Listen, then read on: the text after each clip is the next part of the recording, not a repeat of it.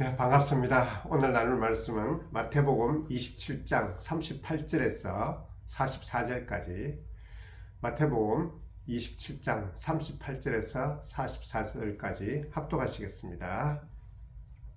이때 예수와 함께 강도 둘이 십자가에 못 박히니 하나는 우편에 하나는 좌편에 있더라. 지나가는 자들은 자기 머리를 흔들며 예수를 모욕하여 이르되, 성전을 헐고 사흘에 짓는 자여, 네가 만일 하나님의 아들이거든 자기를 구원하고 십자가에 내려오라 하며, 그와 같이 대제사장들도 서기관들과 장로들과 함께 희롱하여 이르되, 그가 남은 구원하였으되 자기는 구원할 수 없도다. 그가 이스라엘의 왕이로다. 지금 십자가에서 내려올지어다. 그리하면 우리가 믿겠노라. 그가 하나님을 신뢰하니 하나님이 원하시면 이제 그를 구원하실지라. 그의 말이 나는 하나님의 아들이라 하였도다 하며, 함께 십자가에 못 박힌 강도들도 이와 같이 욕하더라. 지난 설교에서 예언의 성취 십자가라는 제목으로 말씀드렸습니다. 이사야서 53장을 살펴보면서 예수님의 십자가는 역사 속에서 이미 예언되었고 그 예언되었던 말씀의 성취임을 보았습니다. 구약 곧 언약에서 끊임없이 선포된 하나님의 사랑의 말씀은 단순히 소리로서 나타나서 사라진 것이 아니라 이 땅의 실체를 입고 십자가로 구체화되고 성취된 것임을 말씀드렸습니다. 오늘 본문은 지난 설교의 본문과 중복되어 있지만은 십자가에 예수님과 함께 매달렸던 두 강도에게 초점을 두고 말씀드리려고 합니다.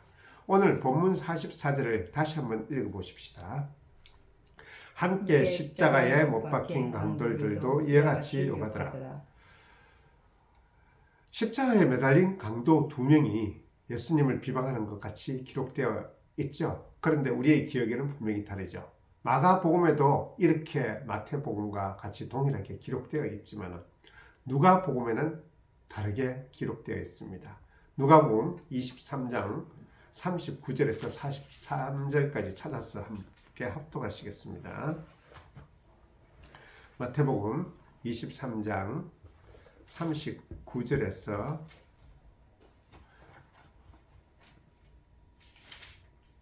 23장 39절에서 43절까지요.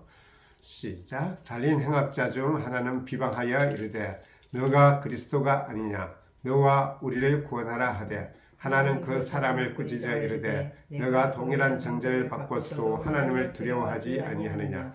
우리는 우리가 행한 일에 상당한 보응을 받는 것이니 이에 당연하거니와 이 사람이 행한 것은 옳지 않은 것이 없느니라 하고, 이르되 예수여, 당신의 나라에 임하실 때에 나를 기억하소서 하니, 예수께서 이르시되, 내가 진실로 너에게 이르노니 오늘 너가 나와 함께 나그네 있으리라 하시니라. 아멘. 여기는 분명히 다른 공간복음, 즉 마태복음과 마가복음과는 다르죠. 성경이 일관성이 없다든지 혹은 어느 복음이 옳은가를 다투는 논쟁거리가 되어서는 안 될 것입니다. 성경은 각 개인의 한계를 인정하고 각 개인의 관점을 가감없이 기록된 책입니다. 팩트만을 모아서 기록된 책이 아니라 하나님 나라의 백성을 구원하기 위하여 성령의 감동하심을 받은 사람들이 하나님께 받아 말한 말씀이, 기록한 말씀이 바로 성경인 것입니다. 따라서 이 성경의 다른 부분들을 그것을 하나의 논쟁거리로 삼았으면 안 되겠죠. 누가복음 1장 2절에서 보면 모든 일을 근원부터 자세히 미루어 살핀다라고 기록되어 있죠. 누가 기자는 더 많이 연구하여 더 많은 사실을 알게 되었고, 따라서 더 많은 지식을 가졌음을 인정하는 것으로 우리가 인정함으로써 더 이상 논쟁은 필요하지 않을 것입니다. 성경 어느 곳에서도 오른편 강도라는 명확한 구절은 분명히 없습니다. 그러나 성경의 오른편은 하나님의 편, 예수 그리스도의 편으로 충분히 해석될 수 있기에 많은 교사들과 그리고 많은 믿음의 선진들이 오른편 강도라는 표현을 사용합니다. 십자가형은 정말 잔인한 형벌이죠. 잔인한 형벌이 많습니다. 그러나 다른 어떤 형벌보다 죽음에 이르는 시간이 길다는 면에서 십자가의 제수는 죽음의 모든 차원을 겪기 때문에 고통의 절정에 있는 형벌이면 틀림없습니다. 십자가형은 주인을 죽인 노예나 국가 전복을 꾀한 반역자 등 중죄인에게 내려지는 형벌입니다. 검투사 영화의 고전이 있죠. 스파르타쿠스라는 영화를 보신 적이 있은 분도 있겠습니다. 주인공 스파르타쿠스가 반란을 일으키는데 함께 반란을 참가했던 노예들 6,000명이 사로잡혀서 로마로 향하는 모든 그 넓은 길을 따라서 십자가형으로 처형되었습니다. 국가 전복을 꾀한 처벌로서 6,000개의 십자가가 세워졌던 것이죠.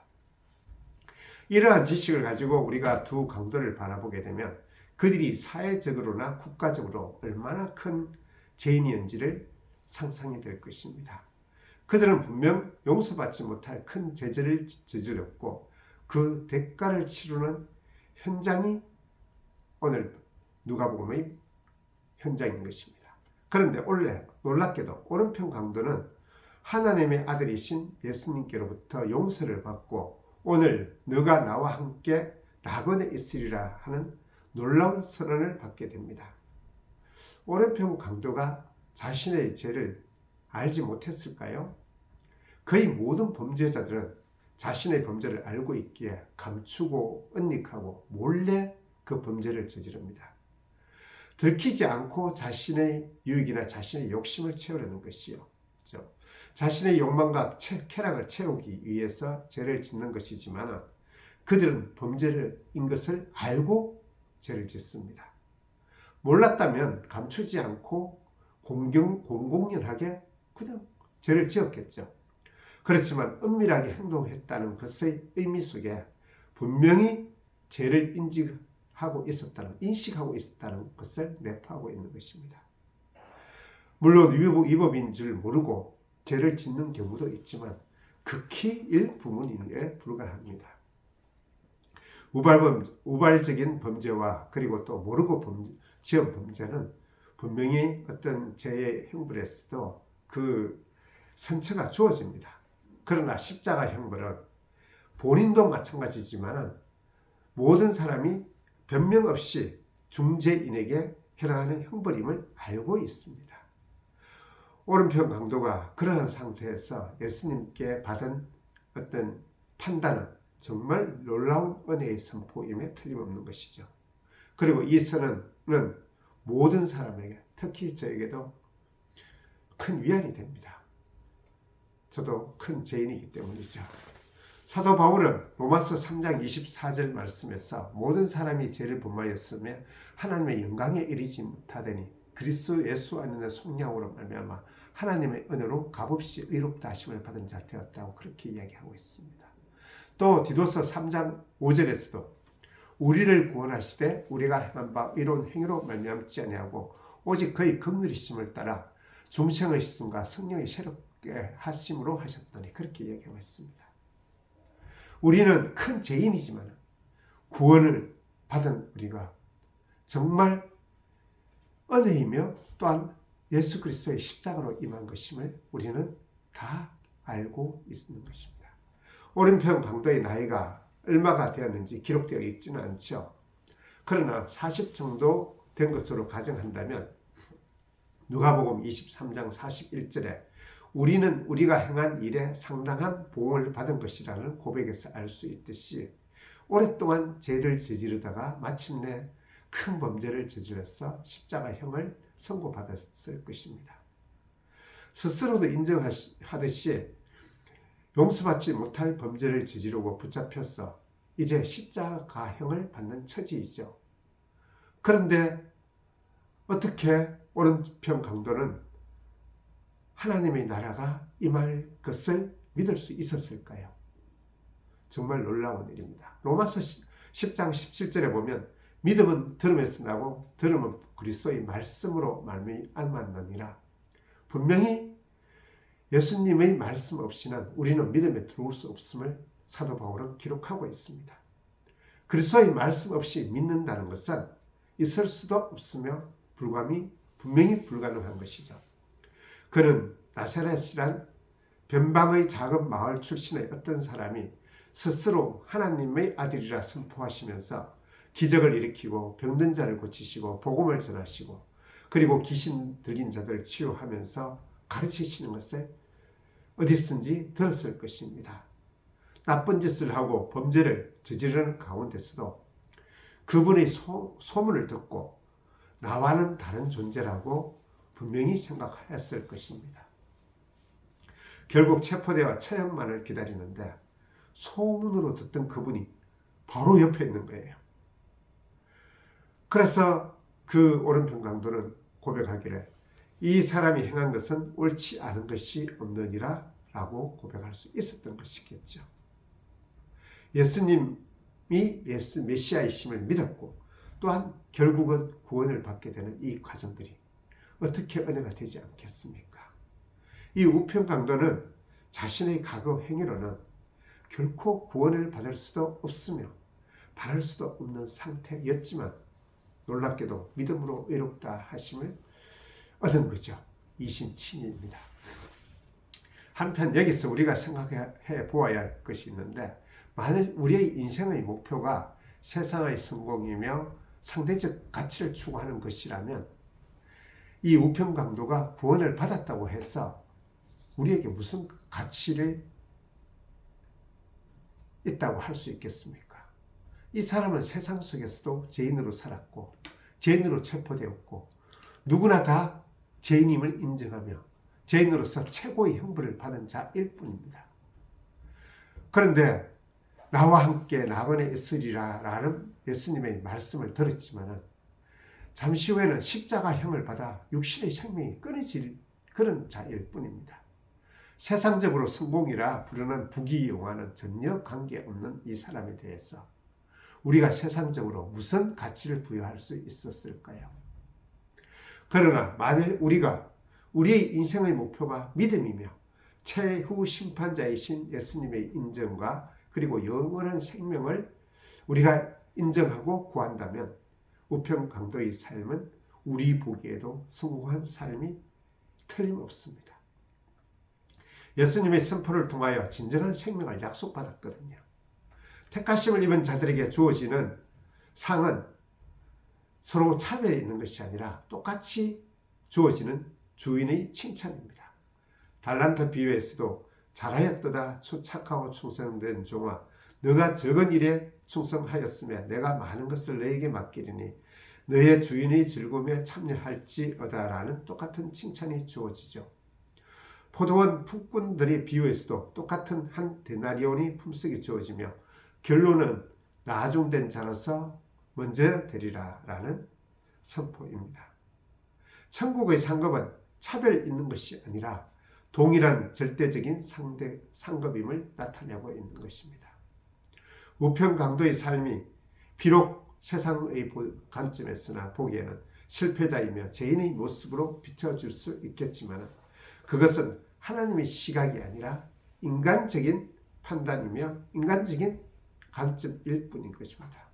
하나님은 우편 강도에게 실패자의 인생을 계획하셨고 그 계획의 피날레는 결국 예수님을 영접함으로써 구원에 이르는 것이었습니다. 몇몇 성도님들과 교제를 나누면서 이런 질문을 많이 받습니다. 자녀들이 모습이 사회적으로 또는 도덕적으로 부족한 점이 많이 있는데 어떻게 해야 될지 모르겠다고요. 그때 저는 꼭 이 비유를 들어서 이야기를 하고 합니다. 성적에 대한 불만족도 있고 주일 성수에 대한 어떤 그런 믿음에서 떠난 모습들이 있을지라도 한 사람의 과거와 현재에 대해서는 우리가 판단할 수 있겠지만 장래의 모습에 대해서는 판단할 능력이 없다고 꼭 이야기를 합니다. 오직 하나님만이 아시죠. 우리가 할 수 있는 것은 사랑하는 사람에게 하나님의 역사가 세워지기를 소망하고 기도하는 것 외에는 없습니다. 물론 때로 잔소리도 하고 충고 같은 말도 해야 되겠죠. 좋은 말도 들려줘야 되겠지만 그 결말을 우리는 알 수가 없기에 오히려 하나님께 맡기고 잠잠히 지켜보고 인내할 때에 오히려 올바른 방향으로 자녀들이 또는 이웃들이 나아가는 것을 저는 많이 보았습니다. 이 우편 강도가 믿음으로 구원을 얻을 것이고 라고는 누가 추측할 수 있었겠습니까? 전도서 7장 14절에서는 이렇게 말합니다. 형통한 날에는 기뻐하고 공고하는 날에는 되돌아보아라. 이 두 가지를 하나님이 병행하게 하사 사람이 그의 장래 일을 능히 하려 알지 못하게 하셨느니라. 미래는 우리의 시간이 아니라 오직 하나님의 시간이죠. 하나님을 의지하지 않는 세상은 자기의 힘과 능력과 노력으로 미래를 준비하고 미래에 대한 계획을 세웁니다. 그러나 자신의 능력이 곧 미래를 결정짓는 요인이기 때문에 능력을 키우려고 항상 온 힘을 다하지만 그 결말을 노력한 만큼 주어지지 않을 수도 있고 때로는 더 많은 것들이 주어질 수 있겠지만 그들이 생명을 얻지는 못합니다. 예전에 안면에 있던 어떤 청년이 명함을 내미는데 그 명함에 거창하게 스탠포드 대학 졸업, 땡땡 주식회사 대표, 땡땡땡이라고 새겨져 있었습니다. 저는 놀랐죠. 그런 사람인 줄은 몰랐으니까요. 그래서 지금 이렇게 사업하는 중이냐고 반문하자 그 명함은 자신이 목표하는 그 인물이 되기 위해서 노력하는 하나의 어떤 장치라는 것이었습니다. 자기 개발 서적에 나오는 그런 내용이었습니다.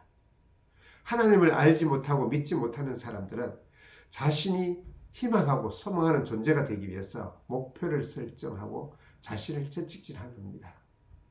비록 실패하더라도 간만큼 이익이라는 그 책의 그런 가르침으로 자신을 몰아가고 세뇌시키고 합리화시키며 자신을 극단에까지 몰아갑니다. 그곳에 무슨 행복이 있고 무슨 은혜가 있고 무슨 감사가 있을까요? 자기의 노력에 대한 보상일 따름이죠. 따라서 그 목표를 이루는 사람은 세상 속에서 교만으로 빠지게 되고 중도에 탈락한 사람은 에서 자신을 합리화시키고 실패한 사람은 자살하고 낙심하게 되죠. 어떠한 상태든지 그들의 결국은 사망이라는 것에서 벗어날 수 없는 것입니다. 마태복음 16장 26절에서는 이렇게 말씀하시죠. 사람이 온 천하를 얻고도 제 목숨을 잃으면 무엇이 유익하리요? 사람이 무엇을 주고 제 목숨과 바꾸겠느냐? 가장 중요한 생명을 예수님은 말씀하시고 계십니다. 오늘의 본문의 오른편 강도는 세상의 모든 것을 잃고 마지막 순간에 구세주를 만나서 참 생명을 얻었습니다. 저도 53살이라는 늦은 나이에 마지막이라고 할 수 있는 순간에 하나님을 영접하여 믿음으로 참 생명을 얻었습니다. 그러기에 주님을 믿는 이 신앙이 얼마나 귀하고 소중한지 그리고 또 감사가 되는지요. 여러분 자신에게 그리고 자녀들을 포함한 모든 가족들에게 그리고 모든 사람에게 인생의 가장 귀하고 소중한 것이 구원을 통한 참 생명임을 자신 있게 말씀할 수 있는지요. 여러분의 인생의 최고의 목표가 하나님을 믿고 의지하는 삶이 되었으면 좋겠습니다. 우리의 소망과 최고의 상급이 예수 그리스도가 되었으면 좋겠습니다. 하나님은 우리를 지으신 창조주이시며 우리를 사랑하시는 아버지이시며 우리에게 가장 좋은 것을 허락하시는 자비롭고 은혜롭고 전능하신 분임을 믿고 그 믿음 속에서 평강과 행복을 누리시는 모든 성도님들 되시기를 진정으로 축원합니다. 기도하시겠습니다. 오늘 설교의 우편 강도를 통하여 우리에게 허락하신 믿음이 얼마나 귀한 선물인지 살펴보았습니다. 참 감사합니다. 우리의 노력이나 열심으로 주님을 믿은 것이 아니라 성령 하나님의 역사로 우리가 믿음에 들어왔음을 인정하고 고백합니다. 믿음을 선물 받은 신자로서 말씀을 따르는 삶을 살게 하시고 항상 주님을 향한 감사와 찬송이 넘치게 하여 주옵소서. 항상 말씀과 기도 가운데서 우리를 향하신 주님의 뜻이 우리의 삶 속에 드러나고 이루어지게 하여 주옵소서. 주님의 계획 속에 우리를 포함시켜 주심을 정말 감사드립니다. 우리 주 예수 그리스도의 이름으로 기도드렸습니다. 아멘.